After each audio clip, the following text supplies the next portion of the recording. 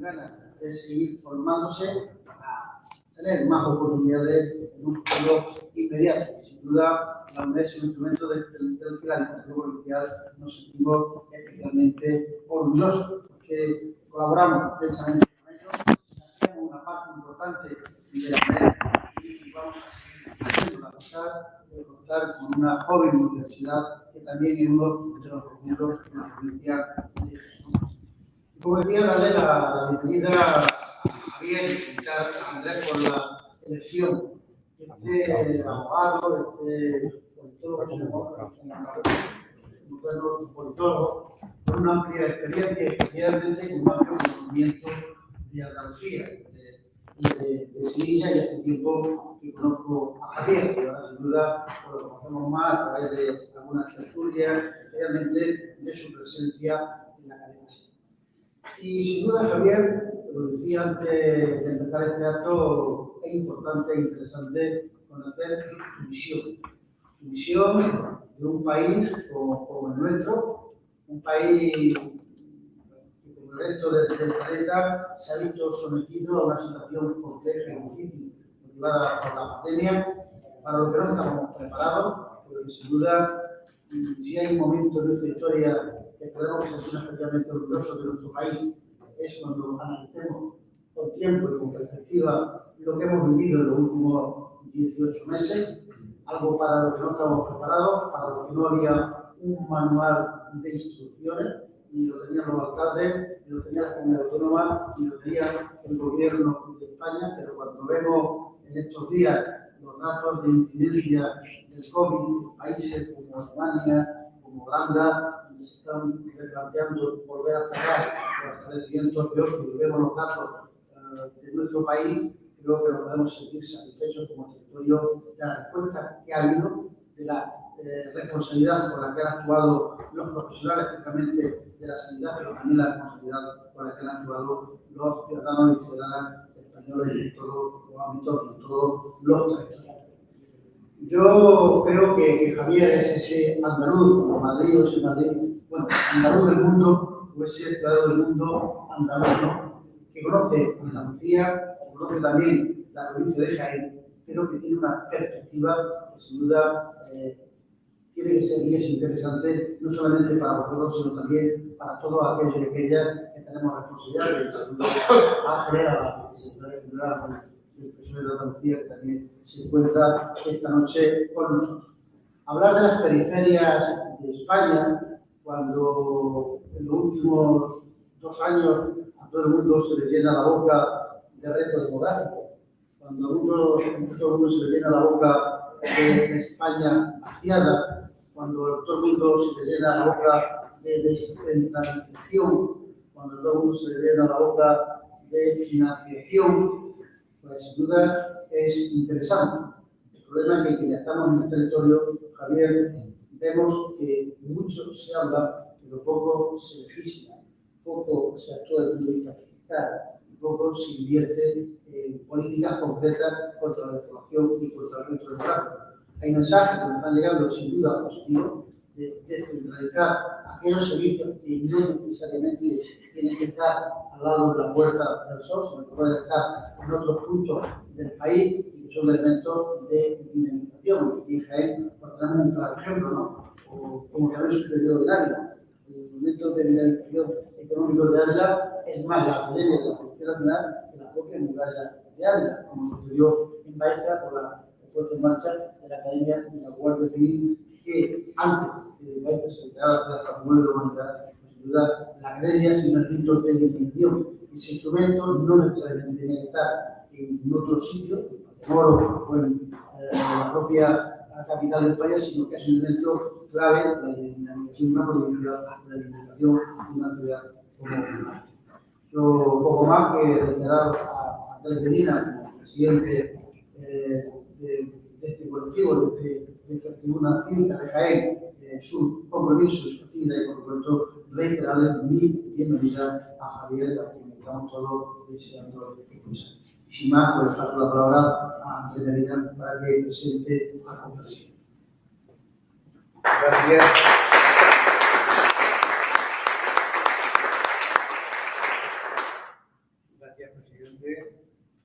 gracias por acogernos este nombre marco en el aula de la cultura de la Diputación Provincial y gracias sobre todo por apoyar todas las iniciativas que de carácter crítica, en sentido constructivo, se puedan hacer desde la sociedad. Voy a hacer una breve reflexión. La figura cívica de Jaén no es flor de hace 2 días, se creó en el año 2009. Tuvimos una andadura, creo que fructífera, damos varios puntos. Después llegó que profesionalmente todos nos liamos mucho y hubo un momento en que los que llevábamos ayer pues ya no podíamos dar una decisión. Y uno tiene que tomar decisiones en la vida, tiene que dejar en stand-by algunas cosas y primar otras en aquel momento. Ahora que estamos en una etapa, se supone, de jubilados, podemos dedicar más tiempo, pues hemos decidido retomar aquello que en aquel momento, pues, profesionalmente, nos impedía ir más allá. Esta es una asociación progresista, abierta, hombres, mujeres, con un carácter social de la vida, con un carácter donde prime la transversalidad y el respeto a la persona fundamentalmente, sobre todo donde queremos crear un espacio de debate y de diálogo donde no prime el ruido, sino que primen las ideas y primen los argumentos. Eso es fundamental. Una de las cosas que a nosotros más nos preocupa es el ruido que existe, que a veces atruena los oídos para que no nos enteremos y nos queden los eslóganes muy cortos a la hora de decidir hacia dónde vamos, hacia dónde no vamos. Nosotros, cuando nos presentamos, teníamos un lema que decía seleccionar, analizar y reflexionar para decidir. Nosotros no queremos simplemente más que poner conocimiento y conocimiento veraz al alcance de la ciudadanía. De manera que ella luego analice, reflexione y decida lo que quiera hacer, pero decida en libertad. Y la libertad pasa por informar verazmente. Si no hay una información veraz, como la persona que tenemos hoy aquí, las personas que van a venir posteriormente, probablemente no seamos capaces de tomar decisiones y esas decisiones no se toman. Y nosotros lo que queremos es que las decisiones estén motivadas, no por la gripa, sino por la razón. Dicho esto, tengo que agradecerle al presidente, nuestro amigo Paco, que se refiere a mí, pero yo soy la cara visible de un grupo de personas. Yo solo no daría abajo. Hay un grupo de personas que están detrás. Y el mérito en este caso de Javier, yo hubiera traído a Javier también, pero no tenía su teléfono, el mérito de otras personas que dijeron y no estuvimos de acuerdo, esta persona. Evidentemente todos estuvimos de acuerdo. Javier es muy conocido, a mí me ha dado mucha alegría. Estábamos ahí hablando en la red, digamos, ahí detrás del muro, pasaba una persona y nos hablaba, es que me encanta lo que haces, es que me encanta lo que haces. A mí lo que me encanta son las personas que tienen pasión por lo que hacen. Yo que he sido enseñante, y sigo siendo enseñante, y el día que no aprenda, tendré que decir que intelectualmente muerto, pues creo que la curiosidad es el motor. Y lo que pretendemos generar en la ciudadanía es curiosidad por ir más allá de lo que nos están diciendo. ¿Qué es lo que hay en el trasfondo de lo que se le está mandando? Y además de esa curiosidad que me dice, hace ir más allá, hay que tener pasión y creer cada uno en lo que hace. Si no, seríamos unos malos actores. Y cuando uno está aquí vosotros estáis más metidos en política, es decir, pues esa obra de teatro, el actor la representa bien escribe, o vaya bola. Entonces, Javier es una persona, yo lo escucho habitualmente, y es la pasión que pone, y sobre todo la pasión de defendiendo argumentos veraces, con palabras simples, con palabras sencillas, que la entienda todo el mundo. No con circunloquio lingüístico para ver qué es lo que queremos decir en el sentido que nos entiende. Dicho esto, como a quien venimos a escuchar a Javier, que ya corto, pequeño rollo, y voy a complementar un poco lo que ha dicho el presidente. Sé que todos lo conocéis, pero obligo. Javier Aroca, licenciado en Derecho, es antropólogo, veníamos hablando de politólogo. Por las razones que veníamos hablando, luego si quiere que la explique. Y además diplomado en lengua árabe, lo cual me extrañó de diplomado en lengua árabe. Ya tenía tiempo para estudiar también árabe. Además de eso, bueno, pues, si hemos dicho, es tertuliano, la cadena SER fundamentalmente, y muy por hoy, pero es también columnista en el diario.es, el periódico de Cataluña, colabora en La Sexta Noche, colabora también en temas de comisario de la exposición del Estatuto de Autonomía de Andalucía, fue director también del Centro de Estudios Andaluces y también fue jefe de la investigación en la Fundación Centro de Estudios Andaluces. En realidad, si me pongo a leer aquí el currículum, pues imaginaríamos media hora. No es eso.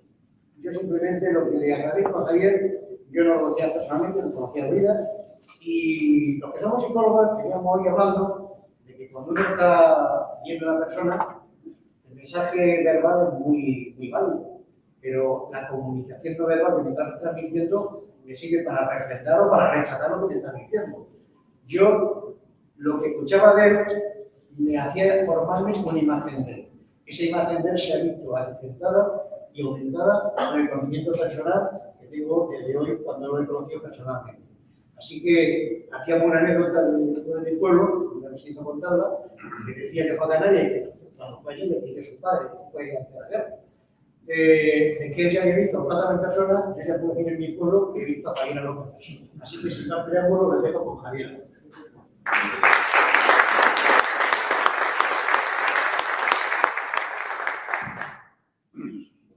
Buenas noches a todas y a todos. Querido Paco y querido presidente, ya sabes que siempre es un honor y me gusta estar contigo, para que no utilice la palabra particular. Me gusta estar contigo, me gusta charlar contigo, algunas veces hemos tenido por teléfono, otras veces en persona, siempre cuando me toca de vino contigo. Somos muy buenos contigo. Y que he conocido ya a otros compañeros de aquí, gente que también los conozco.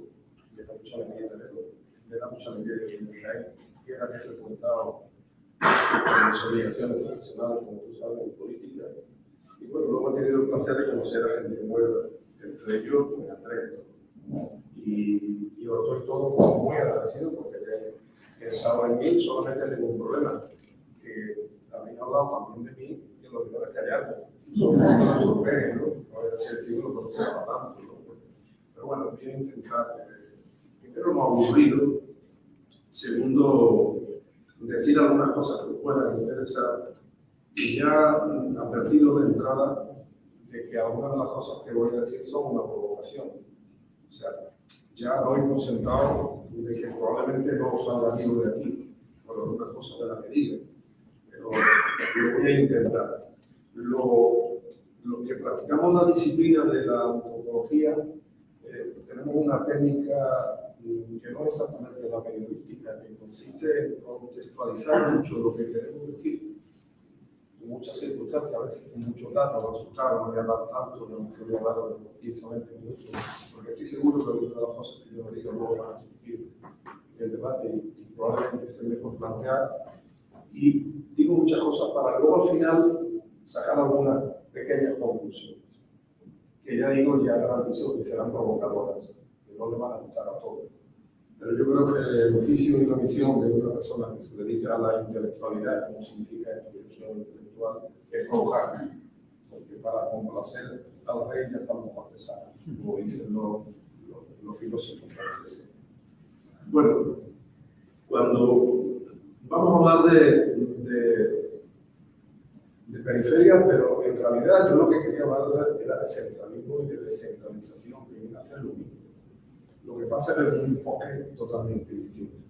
Y venía muy bien aquí en Jaén, donde sé que las pulsiones políticas y las pulsiones sociales son ahora mismo muy permeables a determinados discursos y determinadas reflexiones.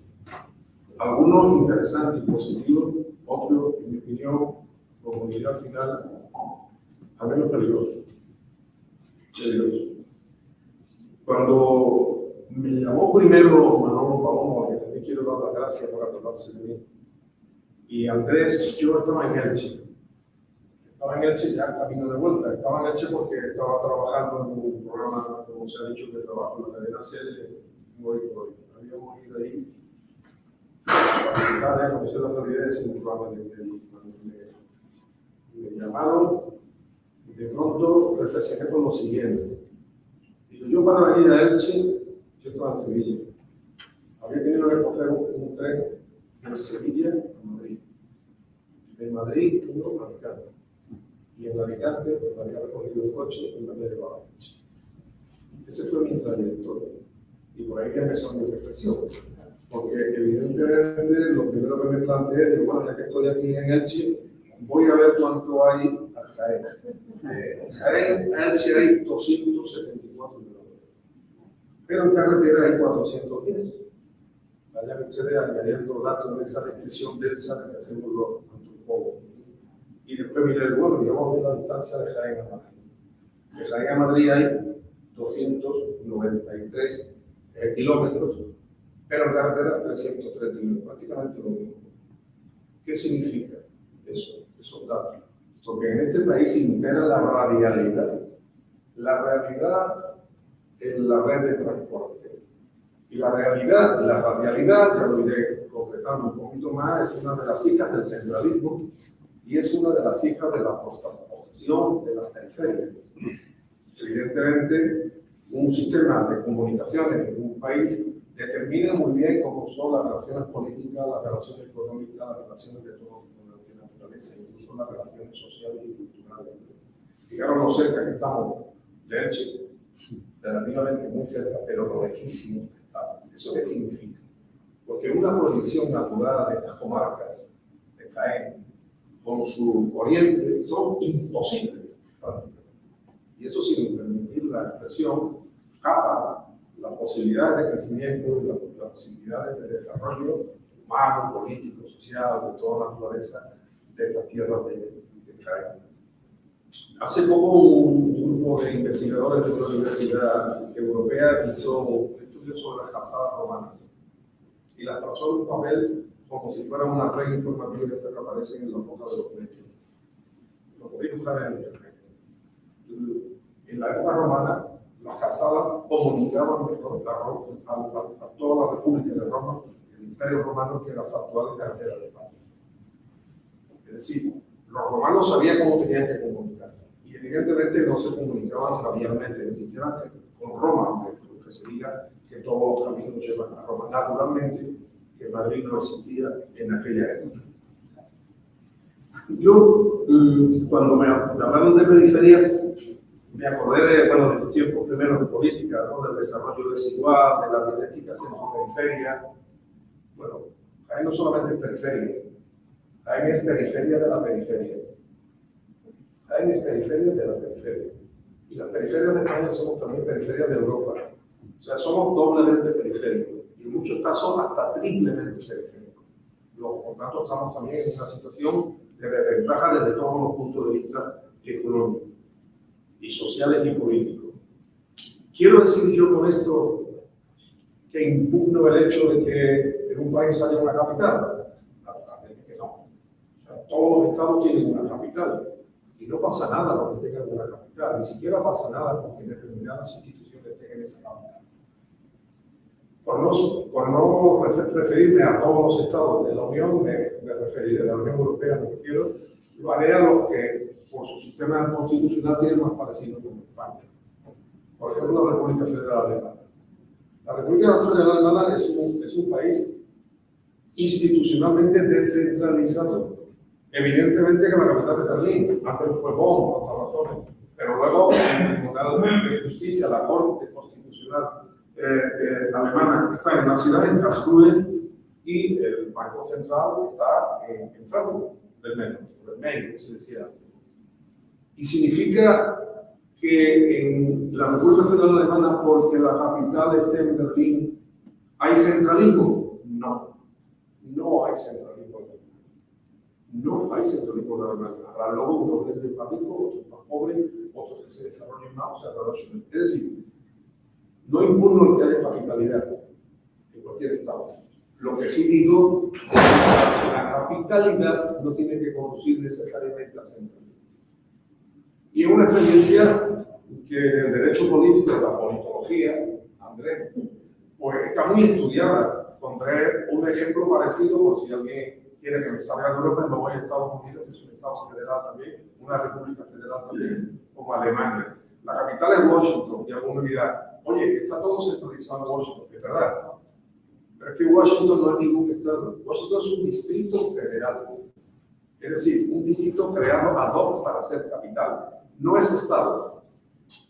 Washington no es un estado. ¿Esto qué quiere decir? que tampoco hay centralismo en Estados Unidos en torno a la capital Washington, ni Washington en tanto que Estado compite con el resto de estados de la Unión.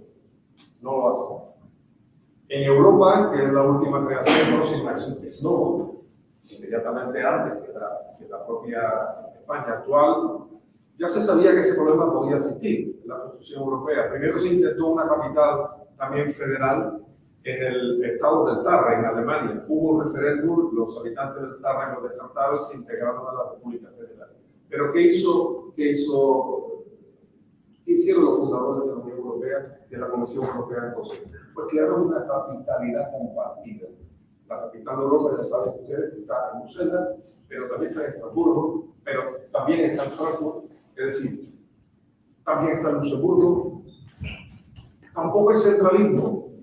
Vuelvo a insistir en mi teoría. Capitalidad no es centralismo. Cuando hay centralismo y capitalidad es porque hay un vicio. Hay un vicio. Y ese vicio lamentablemente lo pudimos corregir en España en el año 1978, pero no lo hicimos. No lo hicimos porque, independientemente de la Constitución española, es una constitución que prevé un Estado compuesto y descentralizado. La fuerza de los vectores políticos eran tan centralistas y tan opuestos a la descentralización del Estado y crearon inmediatamente un contrapeso. Y ese contrapeso consistió en no aceptar que Madrid fuera la capital federal del Estado, sino que Madrid fuera la capital de una comunidad autónoma artificial, porque Madrid no deja de ser Castilla la Nueva, como me enseñaron en el colegio algunos de los que tenemos mi edad, no deja de ser Castilla la Nueva, y por tanto no tenía ningún sentido el que se pusiera la capital en una comunidad autónoma más en condiciones de competir con los demás. Bueno, pues eso es lo que pasó en España. En España la capital se puso no en un distrito federal, sino en una comunidad autónoma. Y esa comunidad autónoma se beneficia del centralismo, se fortalece en el centralismo y compite muchas veces en términos de dumping político, dumping fiscal y dumping de todos los órdenes políticos y cultural contra el resto de las comunidades autónomas. Y eso lo estamos viendo ahora más palmariamente por el hecho de tener una presidenta que, bueno, pues tiene su desvarío. Pero eso ha existido siempre. Madrid compite en condiciones de desigualdad con el resto del Estado español y por tanto crea una dinámica que está creando cada día más desafecto en las periferias del Estado. Fijaros una anécdota. Cuando el proceso, que se decía en todo el mundo, se van las empresas de Cataluña, nos aplaudían lógicamente, otros desconfiábamos, pero lo verdaderamente tremendo desde el punto de vista mediático es que cuando decía se van las empresas de Cataluña, pero se van a Madrid. Y todos diríamos, bueno, ¿por qué se van a Madrid? ¿No se puede venir alguna Jaén? ¿No se puede venir alguna Córdoba? ¿No se puede venir alguna a La Coruña? No, a Madrid. Ese es el centralismo inveterado de España. Por eso, cuando se dice la España vaciada, yo creo que se comete una tremenda injusticia, independientemente de que cada uno puede llamar al fenómeno como le dé la gana. Yo no la llamo España vaciada. ¿Por qué? Porque implica la carga de responsabilidad a los vaciados. O sea, es como si los vaciados tuvieran culpa de su propia vacuidad, ¿no? Si usted está vacío por culpa, no es la España vaciada, es la España concentrada. O sea, existe un vaciamiento de España en sus periferias porque todo se concentra en el centro, en este caso en el centro geográfico del Estado. Una concentración que es política, que es económica, que es fiscal, que es cultural y que es de toda tipo de naturaleza, incluido, por supuesto, deportivamente, y no diremos desde el punto de vista mediático, que también. Eso no significa que una capital, por el mero hecho de serla, tenga un poder de atracción. Evidentemente, Madrid tiene una gran capacidad de atracción. Y eso tampoco es necesariamente malo. El problema es que se concentre todo. Pondré un ejemplo que hoy es muy periodístico. Hoy hemos escuchado casi todos los ruidos de las movilizaciones de los trabajadores de la Bahía de Cádiz en el sector del metal. Y uno de los perjudicados, la empresa que ha cerrado, que es el bus de Puerto Real. Bueno, no ha cerrado porque sea inviable, no ha cerrado porque no sea posible, no ha cerrado porque se lo lleva la Getafe. Y yo pregunto, no soy empresario ni soy ideólogo de este tema del que estamos hablando, si Puerto Real no es viable, Explíquenme ustedes por qué es viable el espacio y por qué se desindustrializa la bahía de Cádiz en estos temas, siendo un problema que casi todos decimos que va a estallar, pero me temo que lleva mucho tiempo estallando.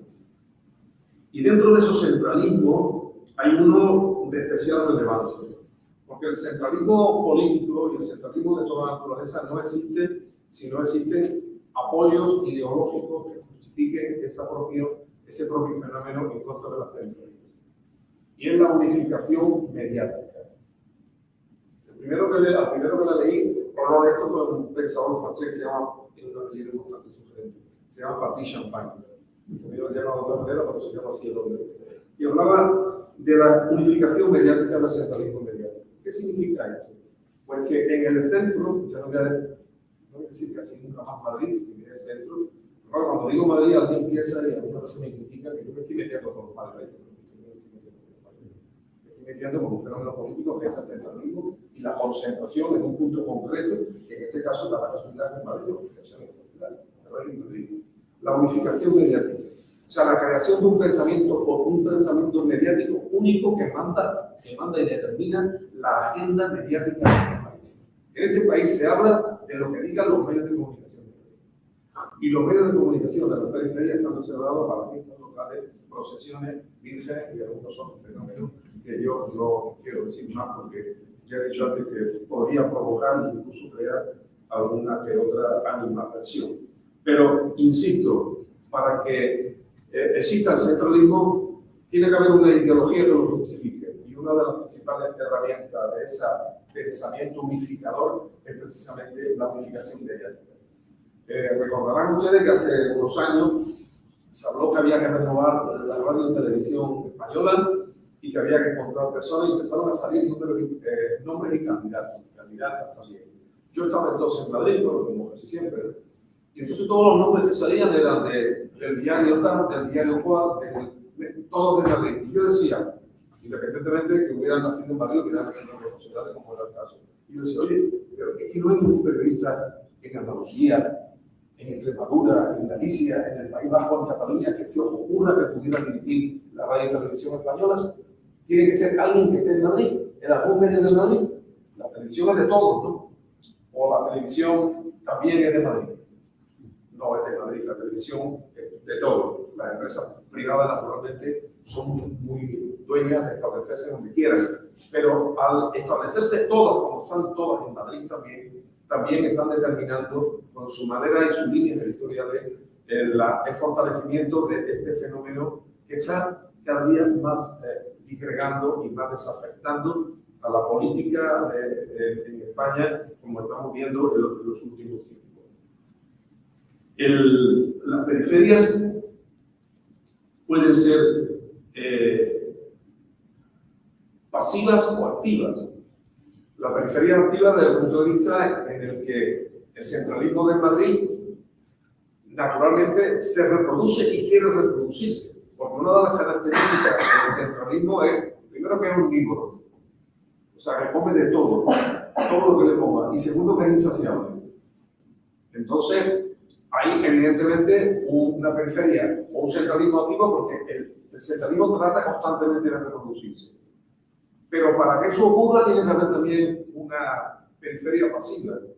Y la periferia pasiva, en mi opinión, tiene dos razas, o tiene dos vertientes. Una, la que está fascinada y al final se convierte en una especie de malinche y colaboracionista con el centralismo, o con lo admite, incluso se regodea en él. Yo recuerdo que en Sevilla es un pueblo también, no vaya a creer que Sevilla es Nueva York. Cuando la gente decía, estamos deseando ir a Madrid a comer un chuletón que es una obra de teatro. Yo la había escuchado yo decía, oye, es que Sevilla no es chuletón ni obra de teatro, no. Esa es la que yo llamo periferia pasiva. Una periferia pasiva que es absolutamente necesaria para que la periferia activa pueda ser viable. Y luego viene la respuesta, voy a dejar algunas cosas porque estoy seguro que luego van a salir. O sea, ¿cómo afrontar ese centralismo y ese abandono de la periferia? Bueno, yo, si me preguntan ustedes, o me tengo que pronunciar por mis afinidades ideológicas, diría que eso es puro federalismo. Pero bueno, no todo el mundo es federalista. Se puede vivir en un Estado que no sea federal y que no sea centralista. O sea, no son condiciones opuestas, ¿no? Yo pienso que el federalismo ayudaría mucho, pero bueno, eso sería para otra batalla. Pero cabría plantearse una serie de soluciones que al mismo tiempo llevan su propia perversión, porque dentro de ese malinchismo de aceptación de la periferia hay determinados territorios, determinadas provincias, determinadas ciudades que interpretan mal la descentralización, en mi opinión. Ya van a empezar ustedes a criticarme sobre eso. Porque piensan que la descentralización se cumple cuando una ciudad o un territorio tiene un rascacielos, un puente de cada lado, un equipo en primera división y el otro. Entonces, claro, si eso es la descentralización, no estamos avanzando. Eso no es la descentralización. La descentralización es otra cosa. La descentralización es el reparto de muchas cosas y el aprovechar las posibilidades y las potenciales de cada uno con su propio diseño, con su propia idiosincrasia dentro de un espacio que no te coma y te carcoma por lo que pasa. Absorbiéndote y concentrando todos los poderes en torno a un determinado punto. Por tanto, yo creo que la descentralización es un fenómeno fundamentalmente ideológico. No solamente una situación de facto, sino que es una situación ideológica. Porque para que exista el centralismo es necesario, eso me lo decía mis viejos maestros cuando me explicaban lo de las periferias, me decían, mira Javier, el centralismo es necesario a la periferia no como una consecuencia, sino como una condición. Es decir, para que haya centralismo tiene que haber una periferia sumisa que acepte su carácter periférico y que no se ocurra otra cosa que hacer un Corte Inglés, un rascacielos, un equipo de primera, etcétera, etcétera. Y otras cosas que dirá al final que es lo que ustedes seguramente estarán esperando.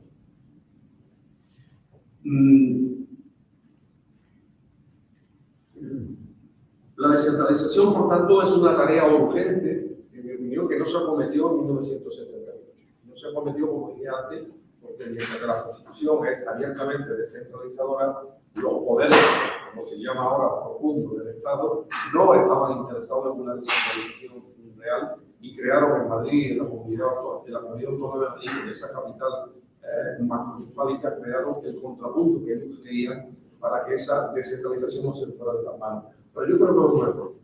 Creo que es un error que va en contra incluso de la propia viabilidad del Estado español como una entidad vertebrada, equilibrada, en el que todos tengamos respeto y todos tengamos el papel que nos corresponde.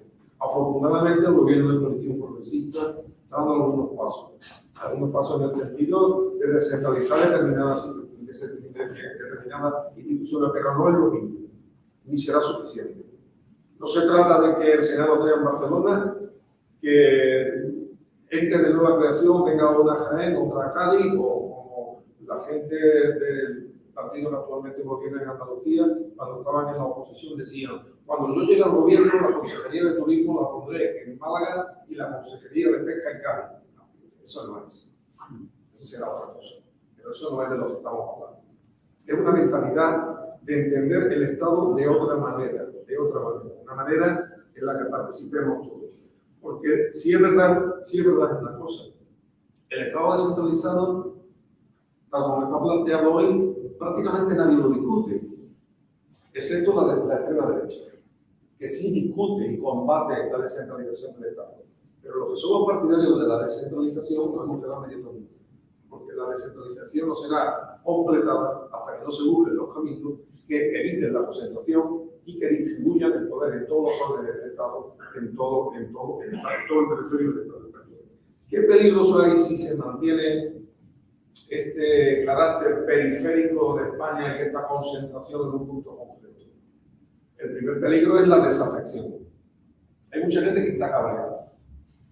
Y está cabreada porque está frustrada, porque no ocurren las cosas que ellos creen que deberían de ocurrir. Por ejemplo, una mejora importantísima, importantísima, en las infraestructuras, no solamente las infraestructuras de transporte, sino de toda la naturaleza, para que cualquiera que viva en cualquier punto del Estado pueda competir en las mismas condiciones de competitividad.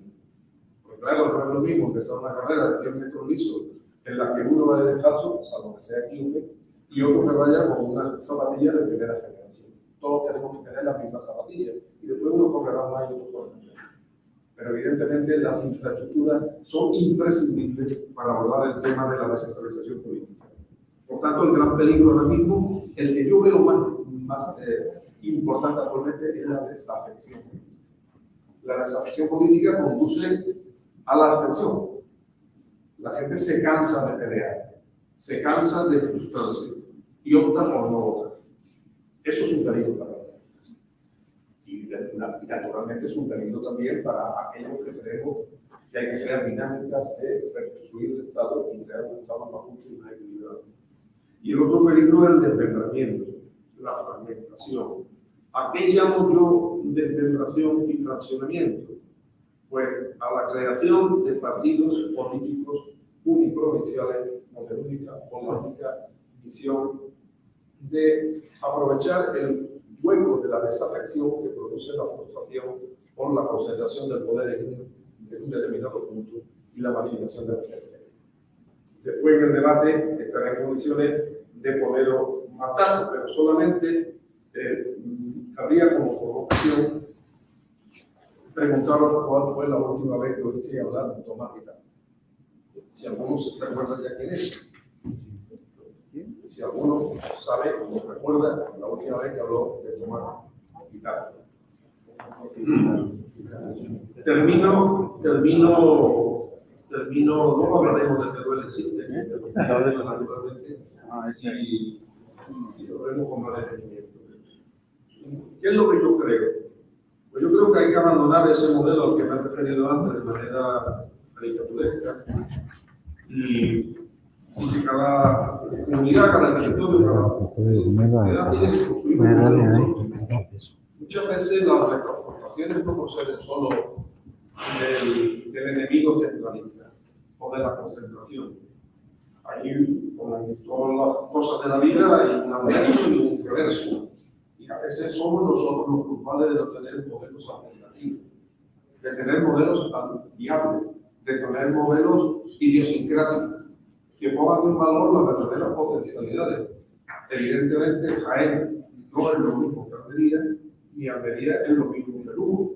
Luego, por tanto, no creo yo que los tres modelos que puedan presentar como modelos de desarrollo, de bienestar y de felicidad en definitiva para sus habitantes tengan que ser idénticos. Por tanto, yo lo que he hecho de menos es que haya modelos propios que tienen que ser atractivos, que tienen que ser viables. No todos los proyectos son viables en todas partes y naturalmente que cada ciudad, cada territorio no trate de mimetizar lo que pasa en otros territorios, en estas ciudades, sino que trate de poner en valor sus propias potencialidades. También es un error, y tenemos ejemplos cercanos, anclarse y obstinarse en modelos basados en el monocultivo económico, en el monocultivo de todo tipo. Los monocultivos al final conducen también a la frustración, porque en el momento que escampa o llueve, o los modelos de monocultivo que suelen estar anclados en situaciones provisionales, como mínimo, no digo débiles, porque algunas veces han sido muy fuertes, pero en cualquier caso provisionales y agotables, luego producen también una extraordinaria vulnerabilidad. Bueno, yo termino con esto, porque estoy seguro que he dejado planteado algunos temas que ustedes ahora lo convertirán en preguntas y seguramente eso contribuirá a enriquecer más el debate y porque ya es hora de que yo me cambie.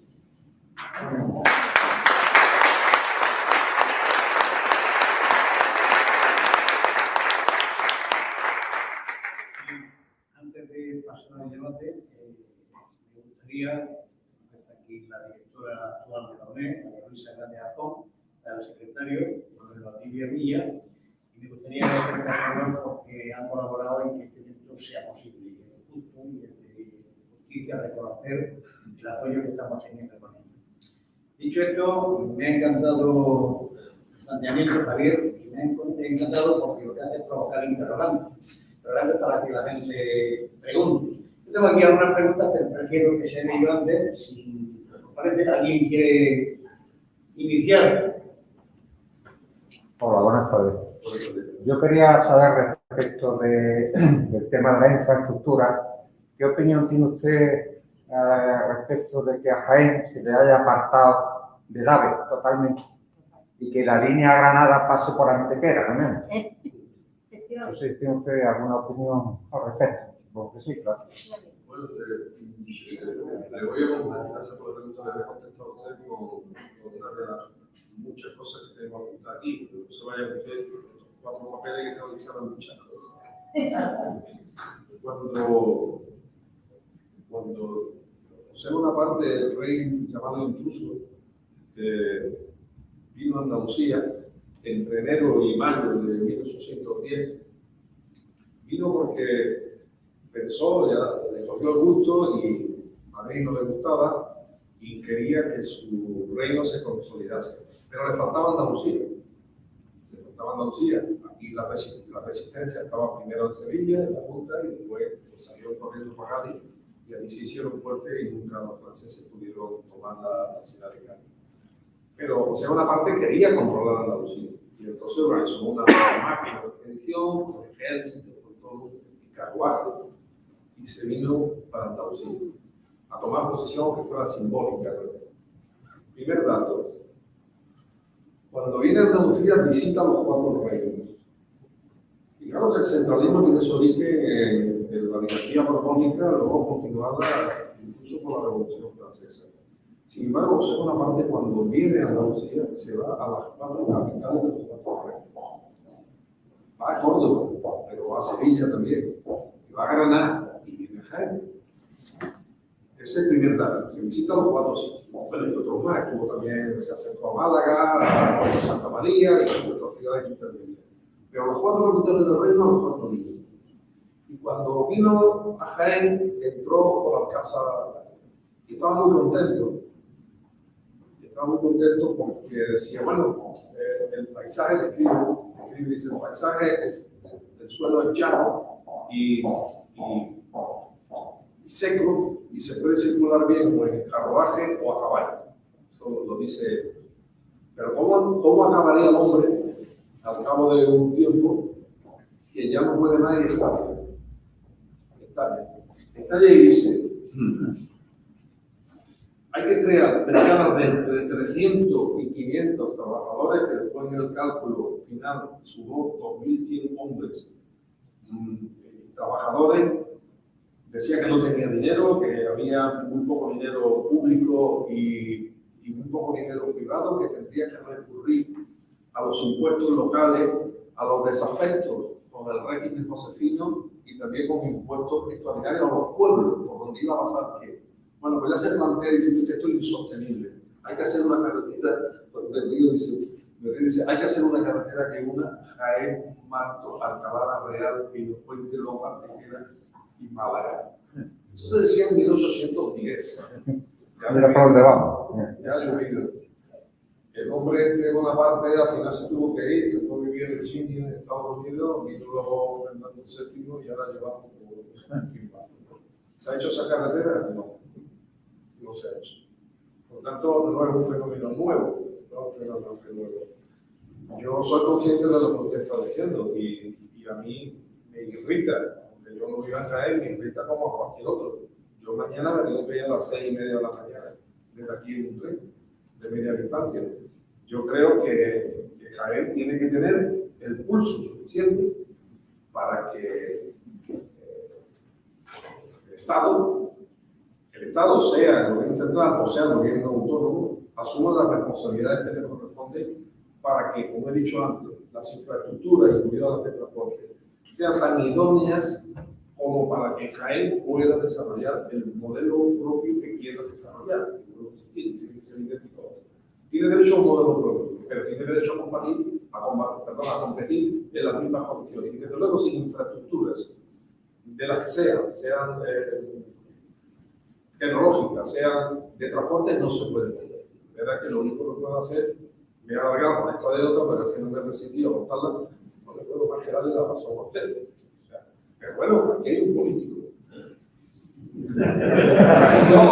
No lo digo para que hable, hay un político y ahí hay una política y es decir, al final todo se vehicula afortunadamente en un estado democrático, las aspiraciones de los ciudadanos pues a través de la política. Y eso a los políticos los hay que pedirles responsabilidades porque las cosas no se hacen. ¿No tendremos culpa también los ciudadanos de Jaén?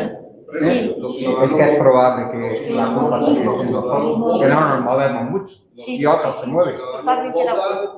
Totalmente de acuerdo. Claro, no le echemos la culpa. Totalmente de acuerdo. No, quiero decir, he dicho que son los instrumentos. No, ya, pero quiero decir, la pregunta también es, ¿no tendremos también culpa los 100 meses? Absolutamente. Evidentemente, un pueblo que quiera ser dinámico, que quiera progresar, tiene que ser un pueblo, primero complicado en la política. Yo no he dicho implicado, he dicho complicado en la política. Eso es lo primero.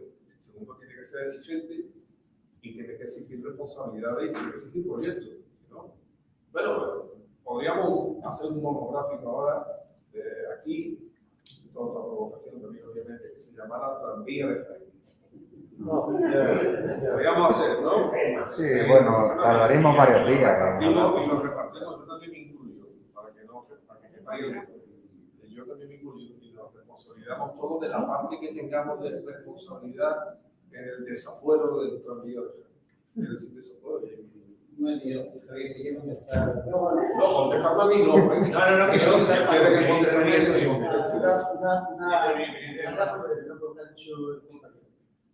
No es que Granada, para ir al AVE, no pasara por Jaén. Hubo un error en su día cuando se definió el modelo de conexión de Jaén. Perdona, a lo mejor lo que hace falta es un enlace.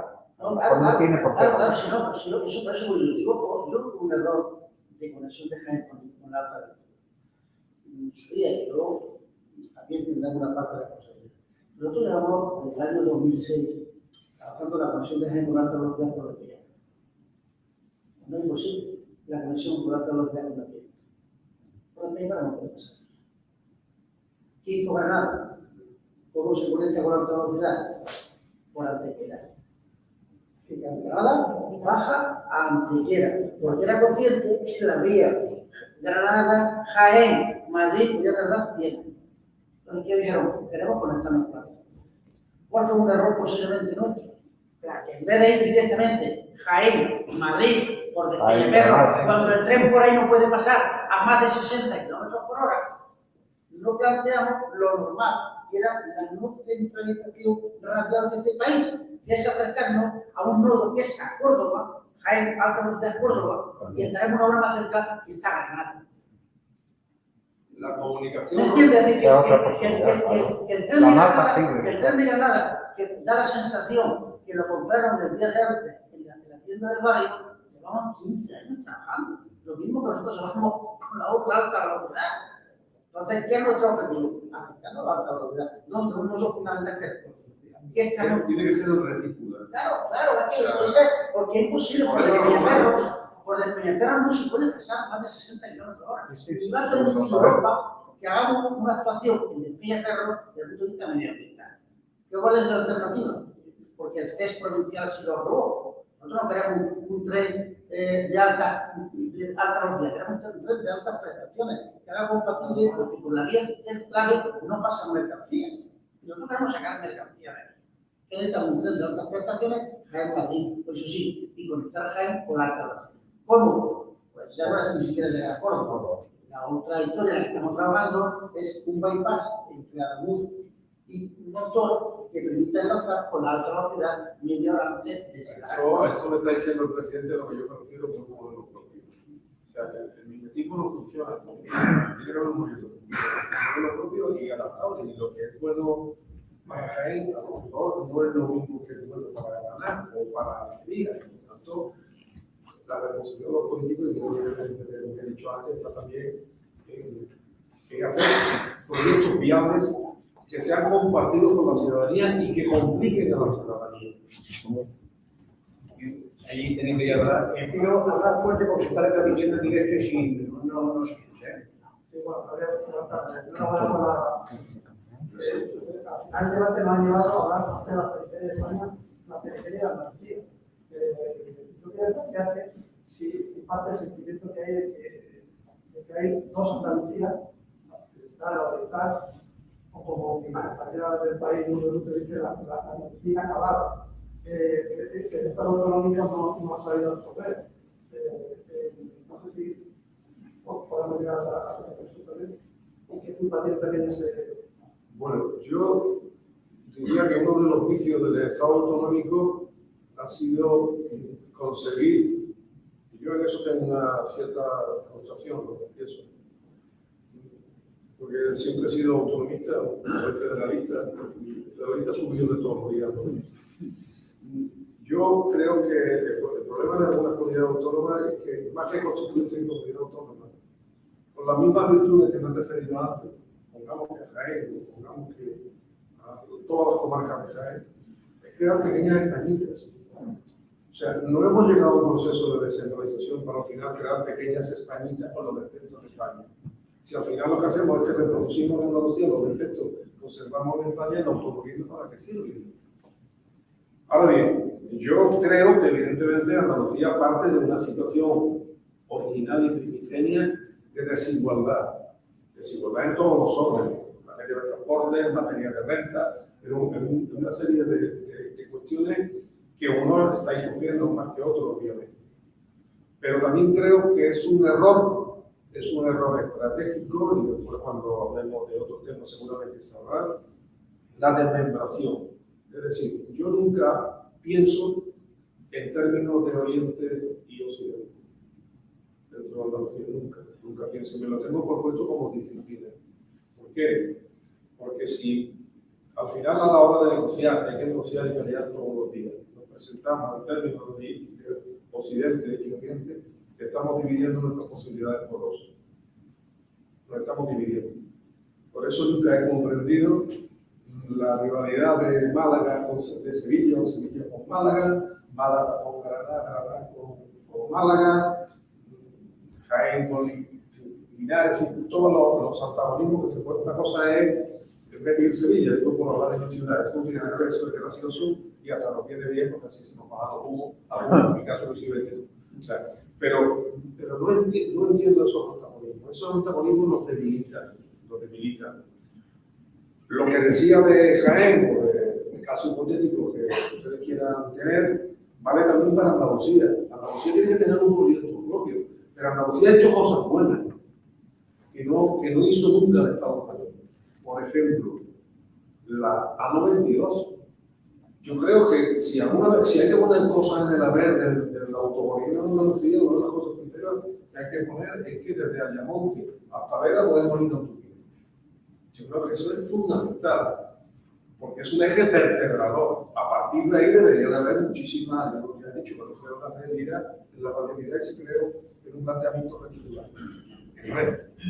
Y, bueno, pero te doy la razón del planteamiento, lo que no tengo claro cuál es la solución. Pero en cualquier caso, dividirlo, no lo comparto.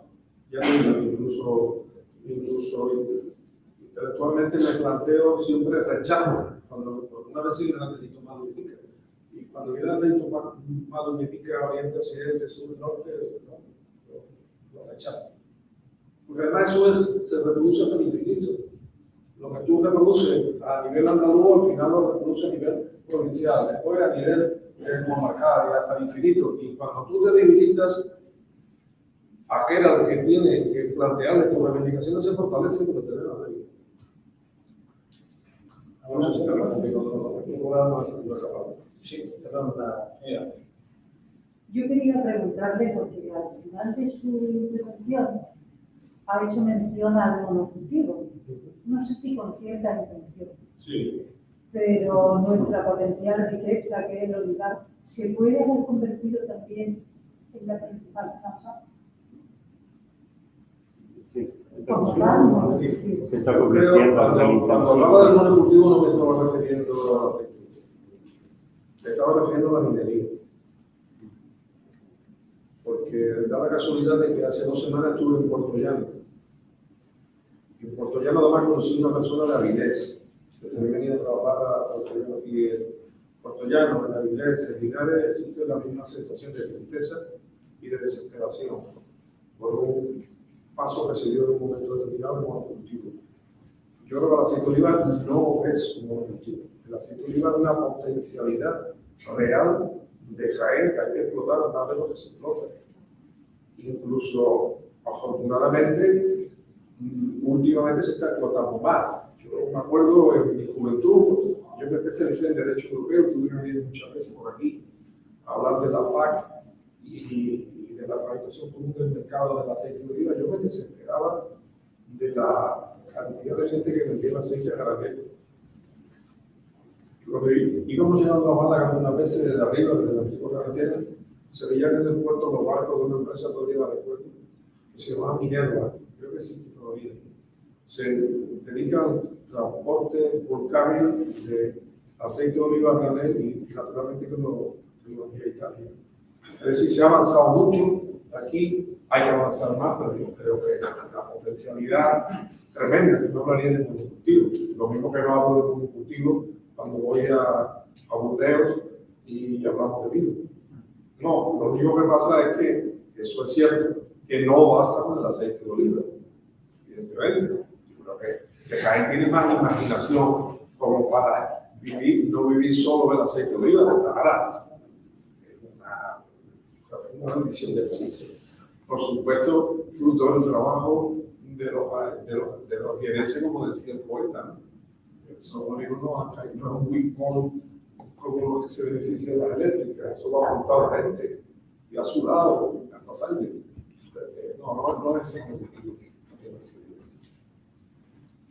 Sí, yo puedo puntualizar el éxito de la A92, que realmente es un éxito. Yo lo uno más al principio de tu conferencia, que Jaén está en la periferia de la periferia de la periferia. La A92 si no ha llegado a todos los sitios, y en el mismo tiempo, ya no sitio ni siquiera la mitad. Han llegado y la idea primera era que uniera las capitales de Andalucía. Jaén aún está conectado, Córdoba, que es algo que trabaja por Jaén, y tenés a 75 kilómetros más. Y en el momento en que si yo desde aquí quiero ir a Huelva, tengo 2 autovías.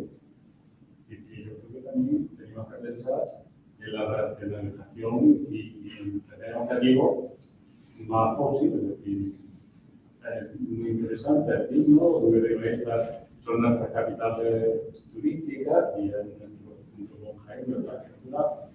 Pero la fuerza del corazón de la campiña andaluza, y que solo tenemos una autovía en Consuelo, y que llega hasta Torredonjimeno, y hay 40 kilómetros de Torredonjimeno que son 20 años, 30 años inacabado. Entonces yo, por matizar un poco el éxito de la convención. Me matizo el mismo.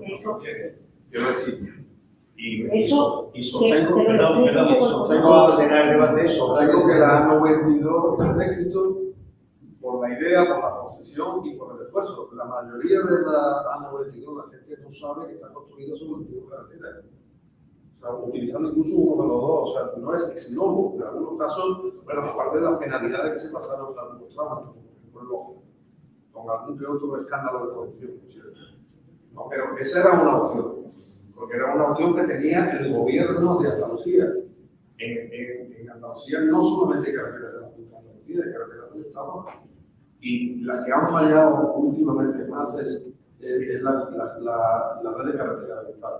Voy a poner un ejemplo que es propio.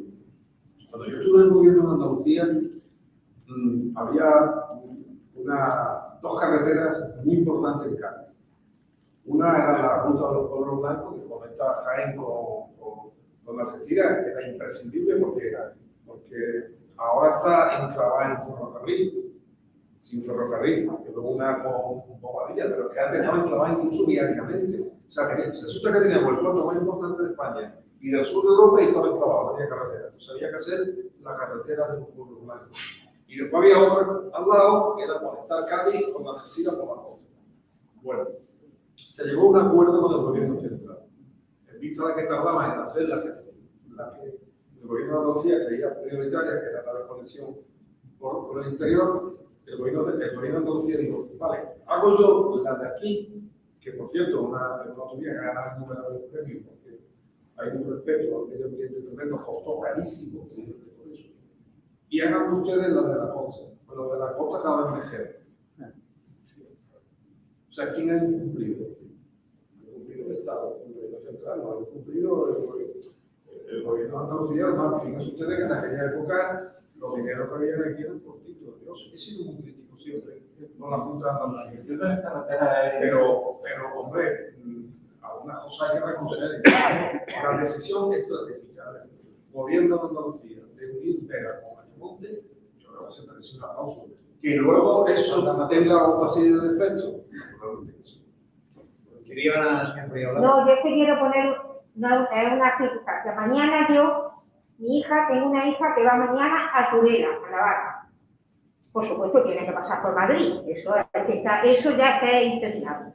Pero para ir a Madrid, o la llevo yo a Córdoba a coger el AVE a las 10 de la mañana, porque no hay una lanzadera de Jaén a Córdoba, no hay lanzadera a esa hora. Y si coge de aquí una lanzadera a un tren, tiene que estar en Madrid hora y pico, hasta poder coger el AVE que pasa por Zaragoza, o sea, un desastre. Cuando ella vive en Linares, Linares ha sido un nudo ferroviario la entrada de Andalucía. Es que estaba hasta las fechas. ¿Qué ha pasado? ¿Qué ha pasado? La desinversión. ¿Por qué ese centro neurálgico, diría? Pues yo todo barrio. Ferroviario. Es que no. Además, de los profesionales aquí de Sevilla, Almería y con ferrocarril, aparte que tenía que dormir en el tren, tenía que subir hasta un casa de San Juan. O sea, tenía que salir de Andalucía para luego controlar otra vez Andalucía. Hay unos déficits y ahora se están planteando, el gobierno central se está planteando, después de 35 años cerrada, se está planteando de nuevo la conexión de Andalucía con Murcia. Y ustedes preguntarán, bueno, ¿y por qué se cerró eso? Es normal que Andalucía no tenga, aparte de afortunadamente, gracias a esa autovía, a través de Vera, podemos salir de Andalucía por aquella zona. Es normal que Andalucía no tenga una salida ferroviaria decente desde el oriente andaluz, es decir, oriente para entenderlo, hacia su salida natural que es Murcia, Alicante, Valencia. Yo tengo mis 2 hijas en Valencia. Y yo cuando voy a Valencia, tengo que coger un tren hasta Madrid y de Madrid para Valencia. Hay un bypass, pero los señores de Renfe han decidido que como la pandemia todavía no lo hagan. No sé qué tiene que ver eso con la pandemia. Sí. ¿Hay alguien más? No tengo yo un par de reflexiones. Una y luego dos. Buenas tardes, enhorabuena por su intervención. Usted ha hablado de la periferia pasiva, ¿no? Quizás nos falta un poco de autocrítica de los partidos mayoritarios que han gobernado España estos 40 años en ese tema. Una, por su incongruencia. Antes ha salido el tema del tranvía, se puede hablar de la autovía y demás, que arreglar un tramo de aquí a Manzanares. Pues estamos hablando, parece que el AVE es la salvación. Yo creo que el problema de Andalucía no es el AVE, sino haber abandonado todo el sistema de los ferrocarriles regionales que nos comunican. Entonces, hacer de aquí a Manzanares, que hay menos de 100 kilómetros, que se estén inaugurando otros, no sé si se inaugura, llevamos 20 y tantos años para hacer 100 kilómetros, cuando han querido, por ejemplo, esto el AVE de Madrid-Valencia en muchísimo menos tiempo. Eso es una responsabilidad de los dos partidos mayoritarios, que además muchas veces, como en el caso del tranvía, pero también se podría poner ejemplos en el sentido contrario, se dedican literalmente a boicotearse unos a otros. A ver si yo inauguro y sobre todo impedir que el otro inaugure. Entonces, en ese sentido, esa pasividad, esa desafección que hay de gran parte de Andalucía, cuando ven que la gente que manda lo que se dedica es literalmente a boicotearse. Y también hay malos ejemplos, por ejemplo, el PP no se define como federalista, pero en el caso del PSOE sí. Entonces, utiliza la palabra federal con mucha alegría, pero luego en la práctica es furibundamente centralista. Lo que se decide en Ferraz, una vez que se constituye la pirámide, eso va... Entonces, hay también, cuando usted habla de federalismo y quiere decir esa idea, pues la gente dice, ¿qué es federalismo? Si unos partidos que se definen como federales, hablo principalmente de los que tienen poder, también en Izquierda Unida ocurrió algo similar. Y a raíz de eso le pregunto, en el caso de Andalucía, el que hubiera partidos tipo Compromiso, tipo partidos de obediencia andaluza, ¿sería importante para que eso se rompiera o nos da igual? Naturalmente que sí. A mí me encantaría que hubiera un partido de obediencia andaluza para que tuviera el poder suficiente, si no el poder suficiente para gobernar, el poder suficiente para que gobiernen los demás, que muchas veces es una estrategia utilitaria, no tiene el poder suficiente, pero sí tiene el poder suficiente para gobernar. Yo creo que Andalucía en general, independientemente de sus partidos políticos, la trayectoria, luz y sombra que tienen unos y otros, unos más que otros, yo creo que ha desaprovechado siempre el poder político que tiene. Andalucía tiene mucho poder, no solamente cuantitativo, como refleja el número de diputados que corresponde, el número de senadores, las grandes ciudades que tienen, sino ha desempeñado la fuerza vital que tiene. Yo creo que algunas veces se nos dice que es porque tenemos una gran responsabilidad de Estado o porque Andalucía equilibra el Estado. A mí me parece todo eso. Pero a la hora de la verdad, a la hora de los servicios, a la hora de las infraestructuras, hay cosas que son inexplicables.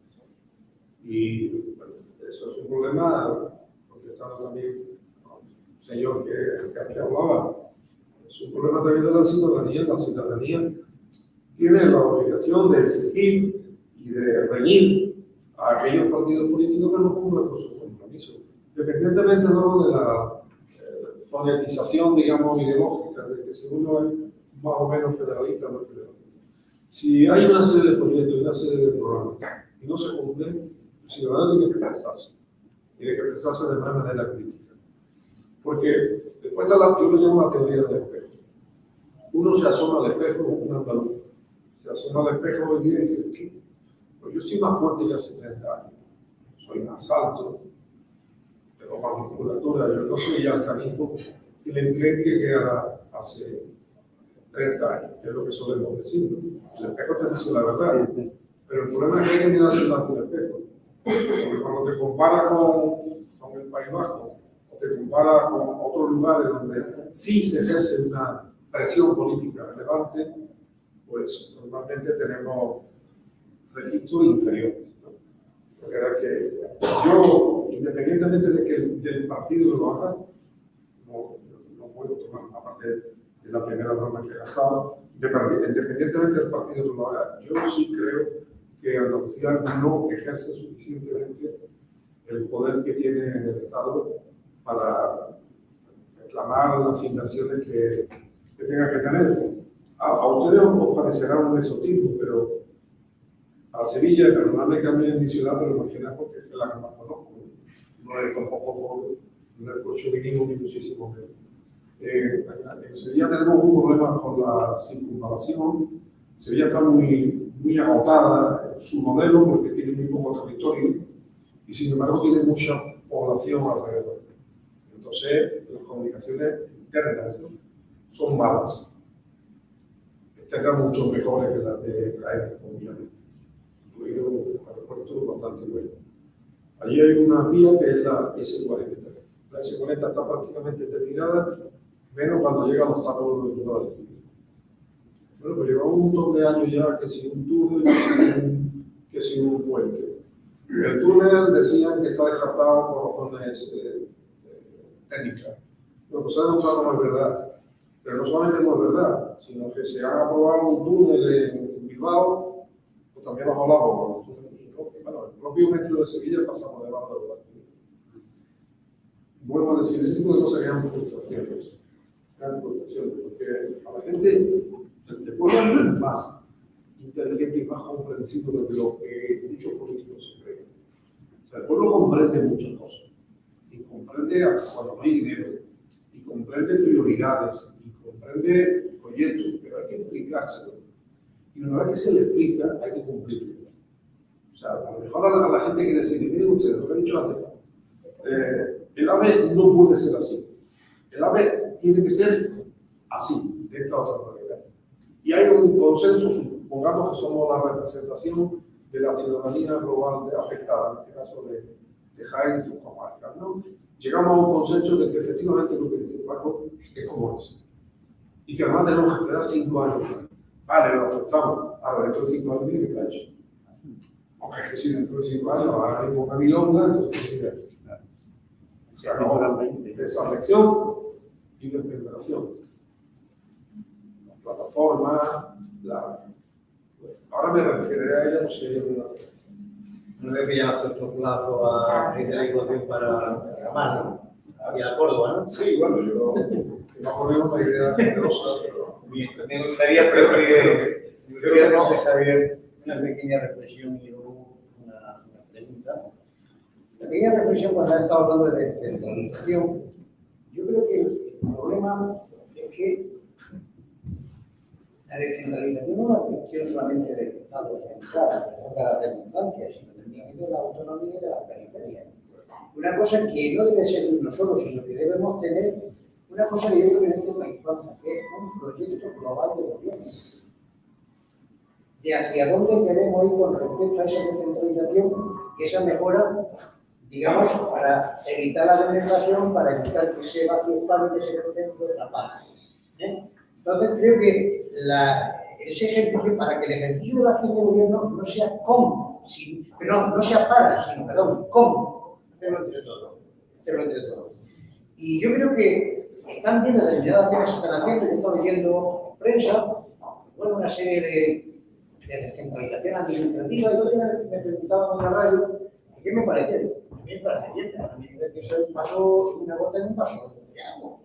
Es decir, yo estaba mirando los puestos de trabajo que más o menos podían ser de lo que habían planteado, y al final entre 200, entre unos 700 y unos 300 puestos de trabajo, los organismos que quieren.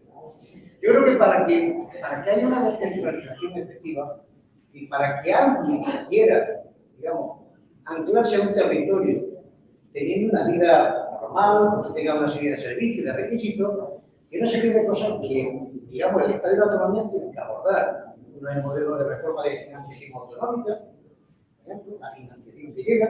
Otro, la vertebración real de esa infraestructura, que es lo que se ha estado hablando prácticamente todo el una vertebración real que permita al ciudadano moverse con rapidez, agilidad y que puedan ir de un sitio para otro sin tener que hacer como la isla de la Gomera, llegar a Vigo y bajar abajo, en cada punto del día.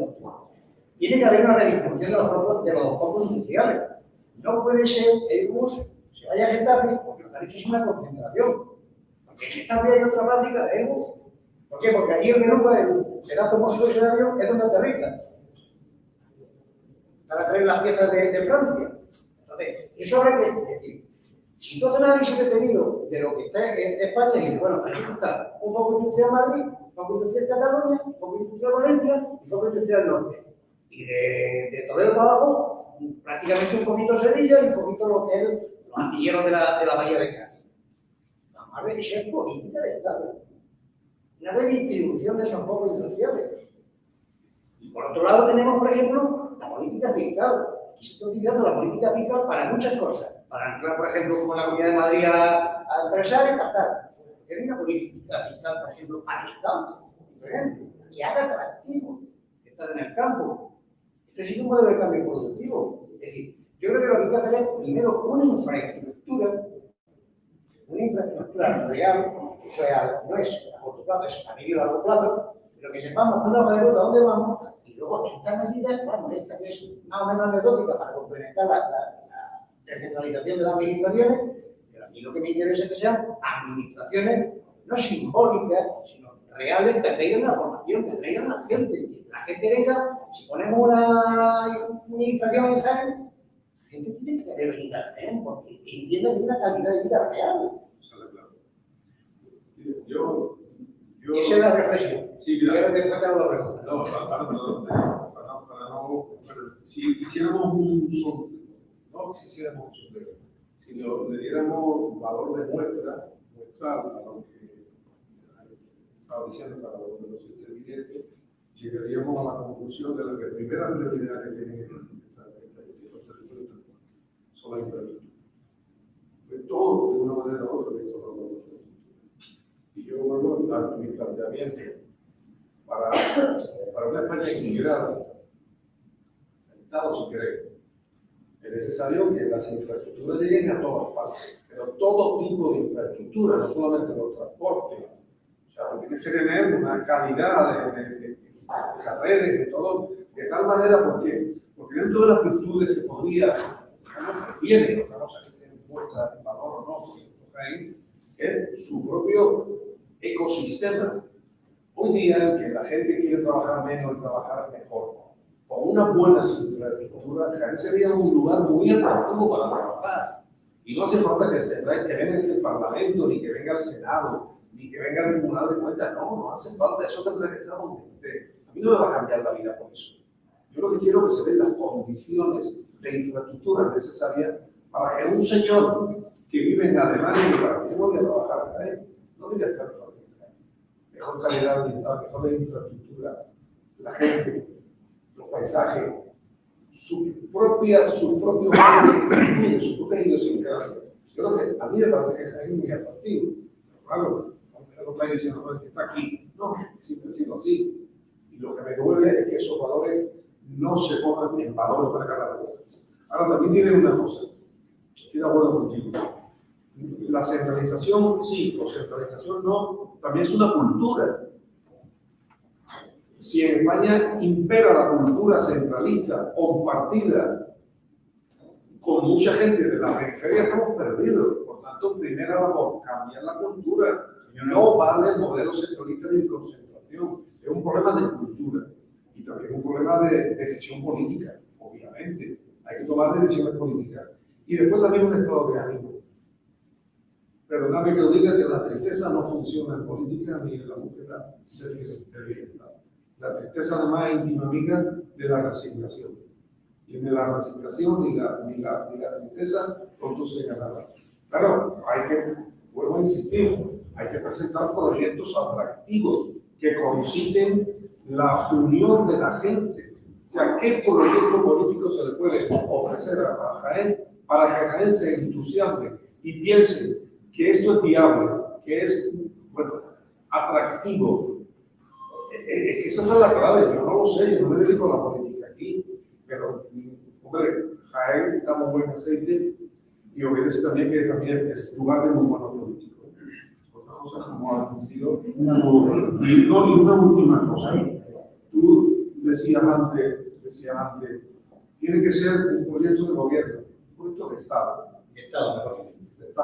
Los gobiernos Haciendo la corrección. no, pero no es una corrección. No es una corrección, es una reflexión. O sea, tiene que ser un proyecto de Estado, de aquellos que lo compartan. Oye, y el que no lo comparta, que quede señalado. Señalado en el buen sentido de la palabra. Mira, usted que no tiene este proyecto para mí. ¿Quién compartimos este proyecto? Fulano. Pues vamos a trabajar por Jaén en esta línea.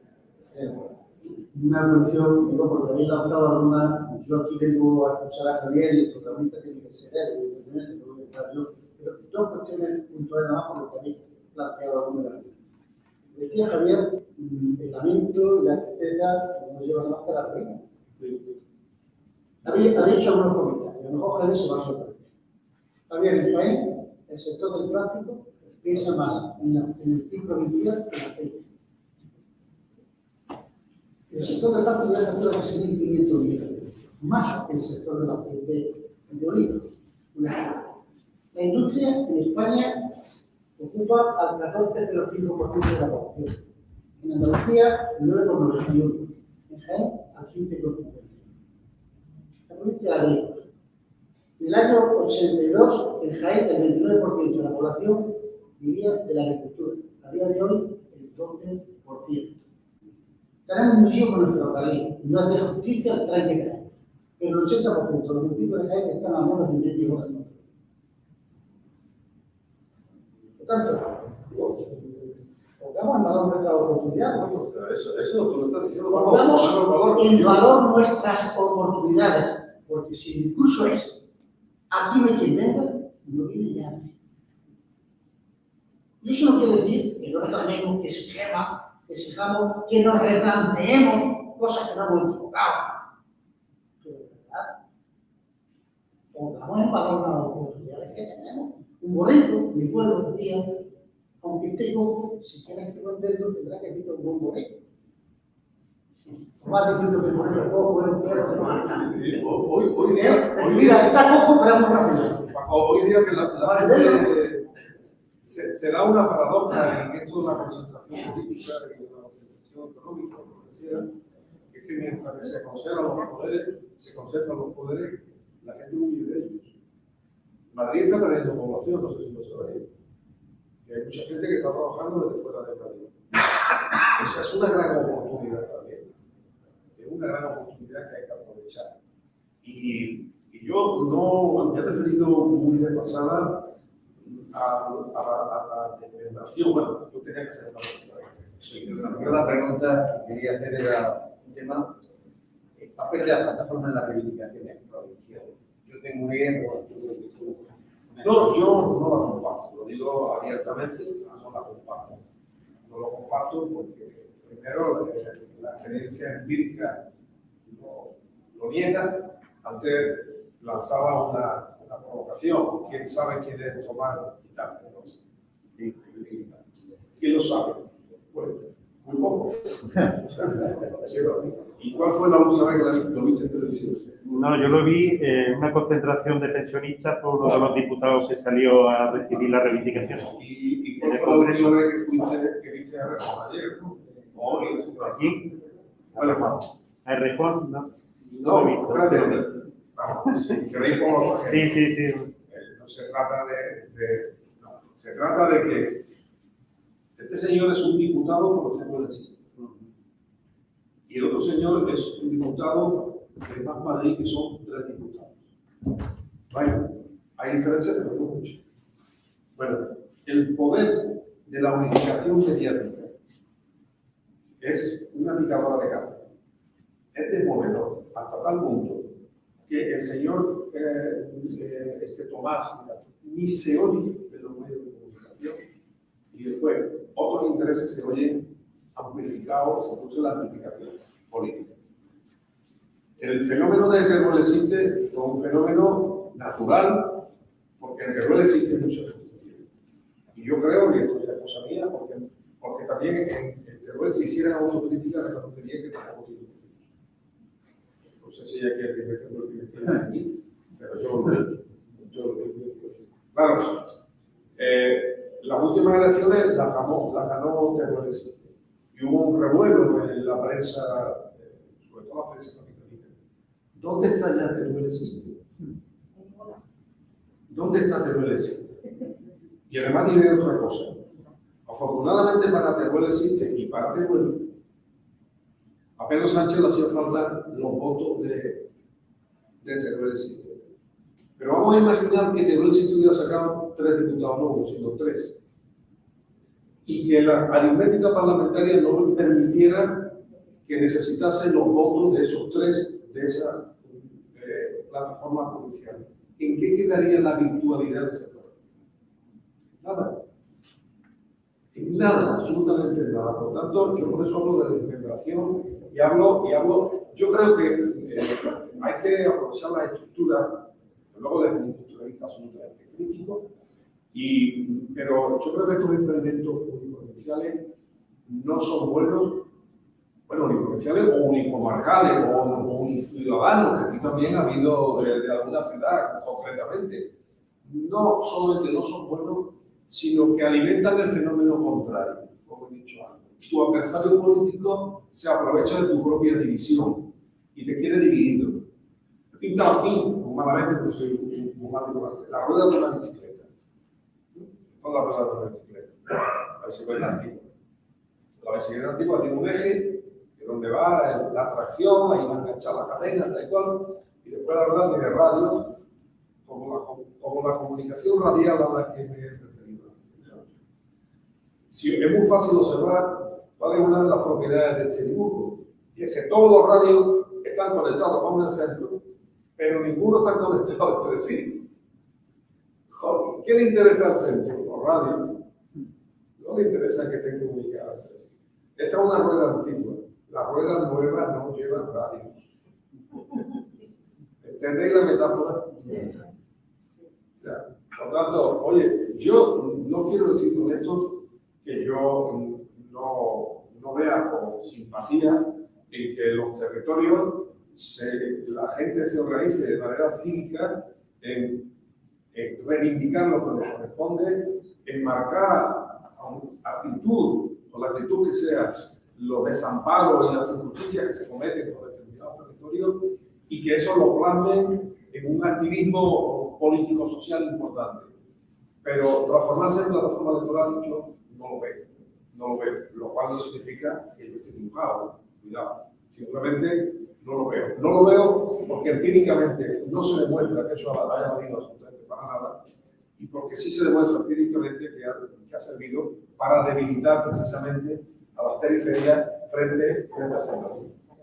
Yo personalmente, de hecho, realmente decía que tiene idea, yo también creo que son buenas plataformas ciudadanas, pero como plataformas ciudadanas que hacen presión para mantener esa tensión a nivel político para que se discuten y se hagan otras cosas. Pero ahí a trabajarla a pseudo partido, ahí ya no le veo utilidad, es lo que yo creo. Bueno, si os parece, podemos estar en acuerdo, en desacuerdo, pero lo que sí está claro, que la redundancia es que tremendamente claro, tremendamente, ya que somos docentes, didácticos en su planteamiento, eso del símil de la rueda antigua y la rueda nueva, que ha estado muy bien, y sobre todo agradecerle también a Javier su presencia aquí, que está muy atareado, se lo dijimos y se puso inmediatamente a nuestra disposición, una persona encantadora. Gracias a nuestro presidente de la Diputación, nuestro amigo Paco Reyes, y sobre todo gracias también por esa facilidad para decir las cosas como son. A veces hay que decirlas más veces, porque la gente a veces no la escucha la primera, no la escucha la segunda, la tercera, la cuarta, la quinta la escucharán.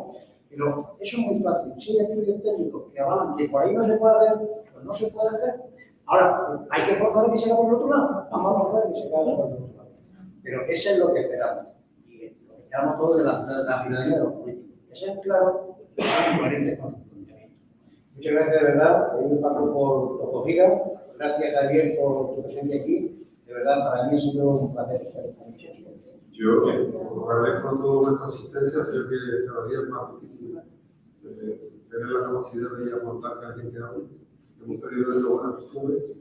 Lo habéis tenido fácil porque me pusisteis el gancho de Paco y lo comparamos.